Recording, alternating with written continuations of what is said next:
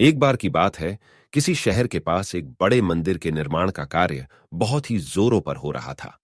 उस निर्माण कार्य में बहुत संख्या में मजदूर कार्य में लगे हुए थे। वहां पर लकड़ियों का काम अधिक होने के कारण वहां पर लकड़ी चीरने के लिए अधिक मजदूर थे।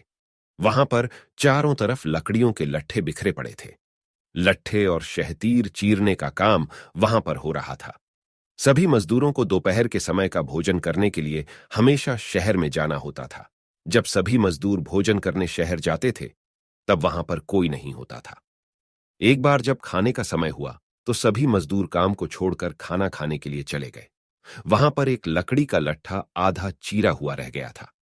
उस आधे चीरे हुए लकड़ी के लट्ठे में मजदूर ने एक कीला फंसा दिया था। मजदूर ने ऐसा इसलिए किया क्योंकि वापस जब काम शुरू हो तो उसमें आरी को आसानी से घुसाया जा सके। उस समय वहां एक बंदरों का झुंड उछल कूद करता हुआ आया। उस झुंड में एक शरारती बंदर भी था, जो बिना कारण ही सभी चीजों को छेड़ता रहता था। हर तरह की शरारत करना उसकी एक आदत बन गई थी। उस बंदरों के झुंड के राजा ने सभी को यह आदेश दिया कि वहां पर पड़ी चीजों को कोई भी नहीं छेड़ेगा।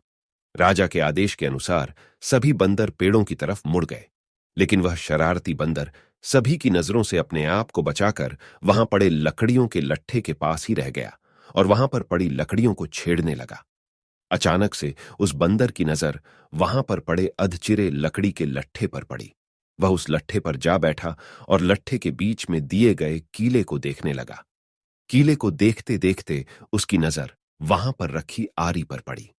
उसने आरी को उठाया और वहां पर पड़ी लकड़ियों पर रगड़ने लगा। जब आरी को लकड़ी से रगड़ा तो उससे किर्रर किर्रर की आवाज निकलने लगी। जब उसने यह आवाज सुनी तो उसे गुस्सा आ गया और आरी को वहीं पर ही पटक दिया। किर्रर किर्रर की आवाज का बंदरों की भाषा में निखट्टू अर्थ होता है। फिर वापस उसी लट्ठे के बीच फंसे कीले को देखने लगा। देखते देखते उसके मन में कौतूहल हुआ कि यदि इस कीले को इस लकड़ी के लट्ठे के बीच में से निकाला जाए तो क्या होगा। उस शरारती बंदर ने कीले को बाहर निकालने के लिए अपना जोर लगाने लगा।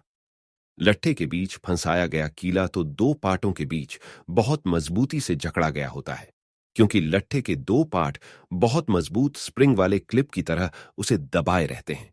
वह शैतान बंदर अपना पूरा जोर लगाकर उसे हिलाने में लग गया।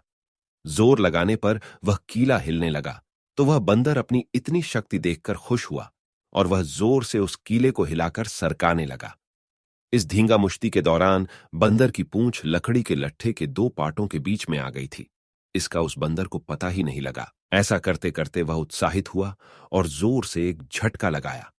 झटका लगाते ही वह कीला बाहर आ गया और दो चीरे हुए भाग एक क्लिप की तरह जुड़ गए और इन दो पार्टों के बीच में बंदर की पूंछ आ गई। बंदर जोर से चिल्लाया। तभी मजदूरों के लौटने का समय हो गया। उसने मजदूरों को आता हुआ देखा और भागने के लिए जोर लगाया। जोर अधिक लगाने के कारण उसकी पूंछ टूट गई। वह चीखता हुआ अपनी टूटी हुई पूंछ को ले भागा।